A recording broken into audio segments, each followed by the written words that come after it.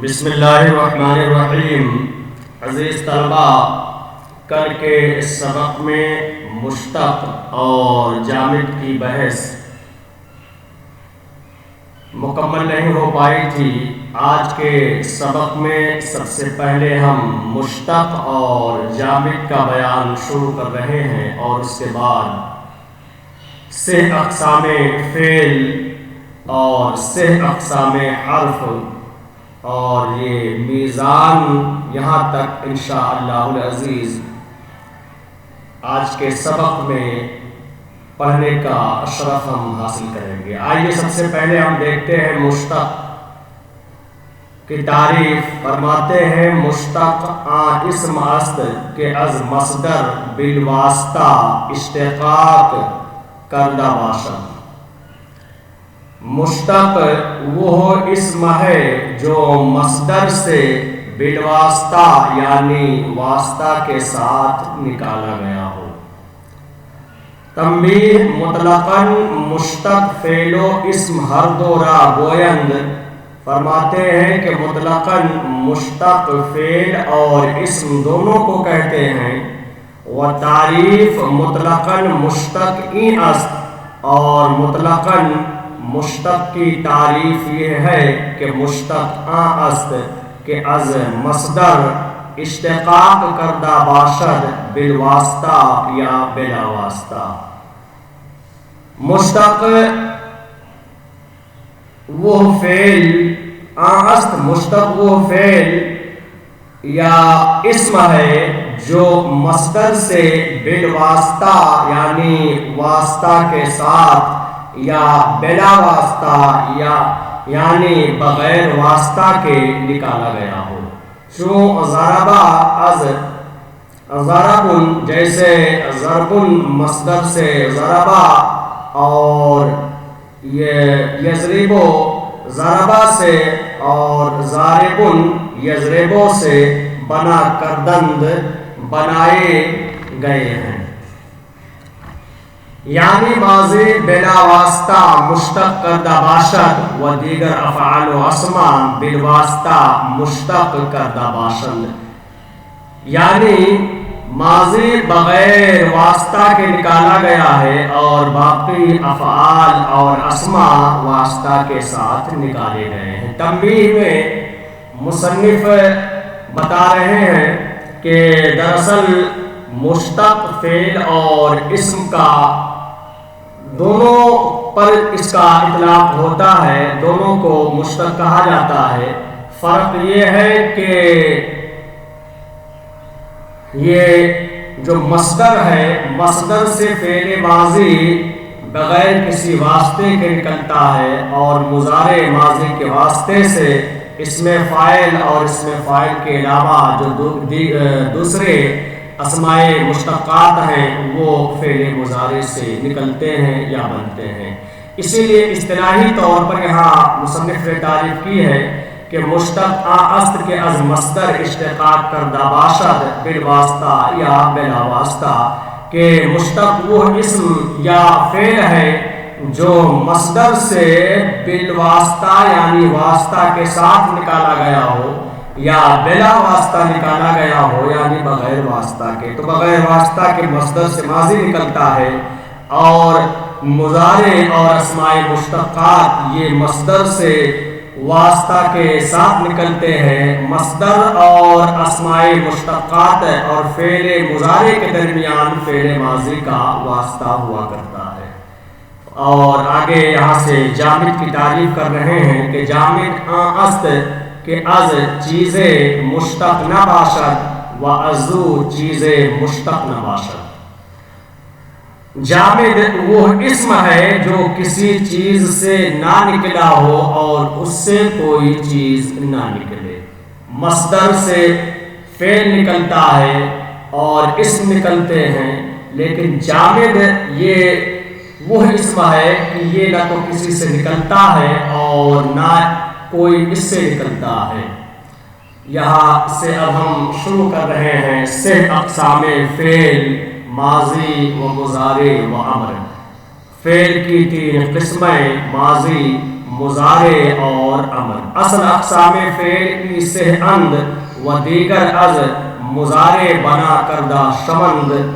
فعل کی اصل قسمیں یہی 3 ہیں اور اس کے علاوہ جو دوسری قسمیں ہیں وہ مضارع سے بنائی جاتی ہے. فرماتے ہیں کہ اصل اقسام فعل سے اند، فعل کی اصل قسمیں یہ 3 ہیں، وہ دیگر از مضارع بنا کردہ شمند اور باقی مضارع سے بنائی جاتی ہیں.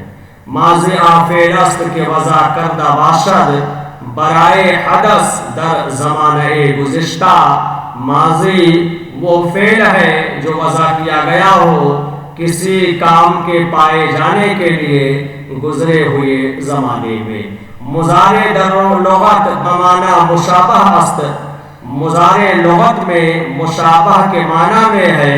و در اصطلاح فعلی است کہ وضع کردہ باشد برائے حدوث کار در زمان حال یا استقبال. اور اصطلاح میں مضارع وہ فعل ہے جو وضع کیا گیا ہو کسی کام کے پائے جانے کے لیے موجودہ یا آنے والے زمانے میں. امر در لغت فرمودن کار را گویند و در اصطلاح فعلی است موضوع باشد برائے طلب از مخاطب.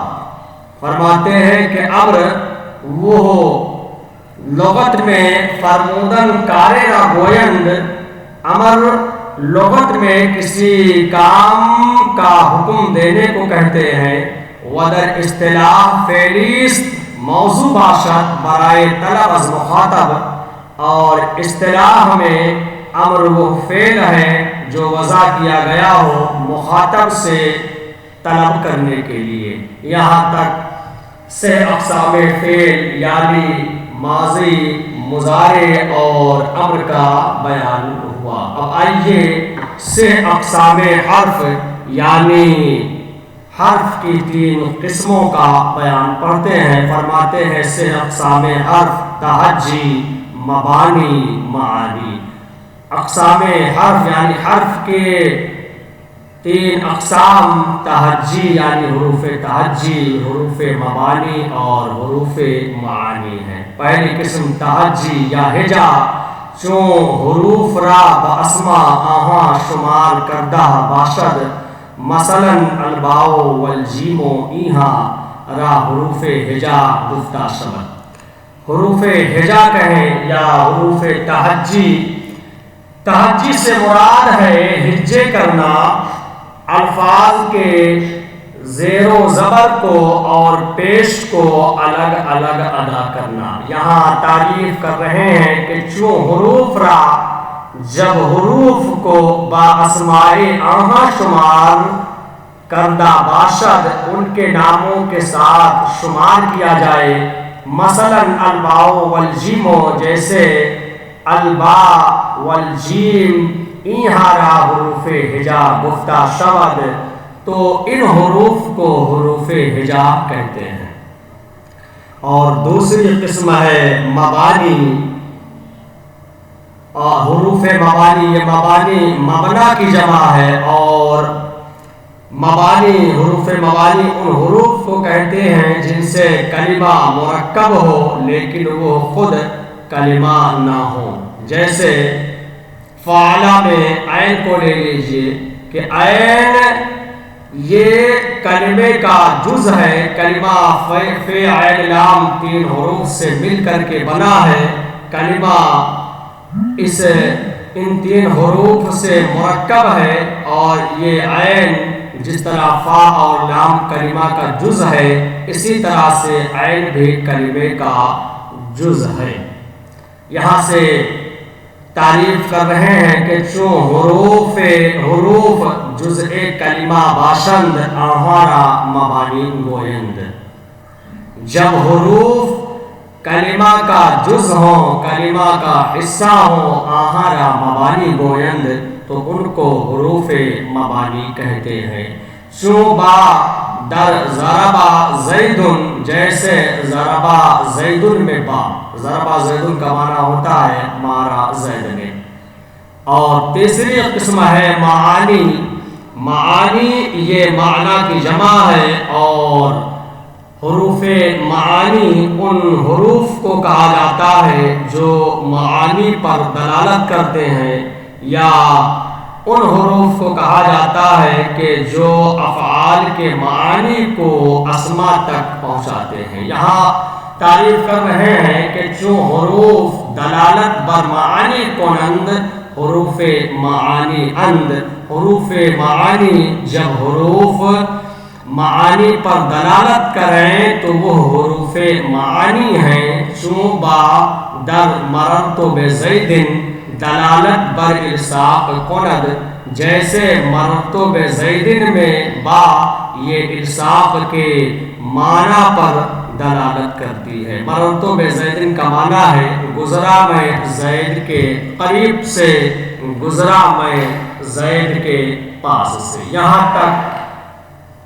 سے اقسام حرف یعنی حروف تہجی، حروف مبانی اور حروف معانی کی بات مکمل ہوئی۔ اب یہاں سے ایک بڑی قیمتی بات بتا رہے ہیں کہ میزان در کلام عرب فا و عین و لام است۔ میزان کلام عرب میں فا، عین اور لام ہے۔ حرف ہجا کے در مقابلہ فا و عین و لام است اصلی است۔ وہ حروف تہجی جو فا، عین اور لام کے مقابلہ میں ہوں وہ اصلی ہیں، چون ضربا بر وزن فعلا، جیسے ضربا فعلا کے وزن پر و حرف کی بمقابلہ ان حروف نہ باشد زائد باشد، چون اکرما بر وزن افعلا، اور وہ حرف جو ان حروف کے یعنی فا، عین اور لام کے مقابلہ میں نہ ہو وہ زائد ہے، جیسے اکرما افعلا کے وزن پر۔ یہاں پر صاحب کتاب نے اس عبارت کے ذریعہ ایک بڑی قیمتی چیز کی طرف اشارہ فرمایا ہے کہ حروف اصلی اور حروف زائد کی پہچان کس طرح سے کی جائے۔ تو فرماتے ہیں کہ کلام عرب میں حروف اصلی اور حروف زائد کو جانچنے کا طریقہ یہ ہے کہ جو حروف فا، عین، لام کے مقابلے میں ہوں وہ حروف اصلی ہوں گے، اور جو حروف فا، عین اور لام کے مقابلے میں نہ ہوں وہ زائد ہوں گے۔ یہاں حاشیہ نمبر دیکھ لیں، یہاں پر کچھ بات بتا رہے ہیں جو آپ کے لیے فائدہ مند ثابت ہو سکتی ہے۔ یہاں فرماتے ہیں وزن نکالتے وقت اصلی حروف کے مقابل فا، عین، لام کو لاتے ہیں، لیکن زائد حروف وزن میں خود ہی آتے ہیں۔ جیسے اکرما میں حمزہ ہے، وزن میں حمزہ ہی لایا گیا ہے، لیکن جب عین یا لام کلمہ میں تکرار ہو تو وزن میں عین اور لام کو ہی مشدد کیا جاتا ہے۔ جیسے صرفا کا فعلا ہے اور فعلا نہیں ہے، ایسے ہی اعمرا کا افعلا ہے، افعلرا نہیں۔ تو یہاں پر حروف زائد اور حروف اصلی کی پہچان کا انہوں نے طریقہ بیان کیا ہے کہ کلمہ کے اندر جو حروف فا، عین اور لام کے مقابلے میں آئیں وہ حروف اصلی کہلائے جائیں گے، لیکن جو حروف فا، عین اور لام کے مقابلے میں نہ ہوں وہ حروف زائد کہے جائیں گے۔ اور یہاں حاشیے کے اندر جو بات انہوں نے بتائی ہے کہ وزن نکالتے وقت اصلی حروف کے مقابل فا، عین، لام کو لاتے ہیں، لیکن زائد حروف وزن میں خود ہی آتے ہیں۔ جیسے اکرما میں حمزہ، یہ اکرما میں حمزہ زائد ہے، وزن میں حمزہ ہی لایا گیا ہے، لیکن جب عین یا لام کلمہ میں تکرار ہو تو وزن میں عین اور لام کلمہ کو ہی مشدد کیا جاتا ہے. جیسے صرفا میں صاد رفا، یہ حرف اصلی ہے اور ایک را اس میں زائد ہے عین کلمہ کے اندر، اس لیے عین کلمہ کو مشدد کر دیا گیا ہے نا. اور اسی طریقے سے مرہ کے اندر حمزہ زائد ہے، ہا میم را حرف اصلی ہے اور را یہ ایک را زائد ہے لام کلمہ کے اندر، اس لیے لام کلمہ کو مشدد کر دیا ہے احمرہ پڑھ کر کے، احمرہ کے طور پر.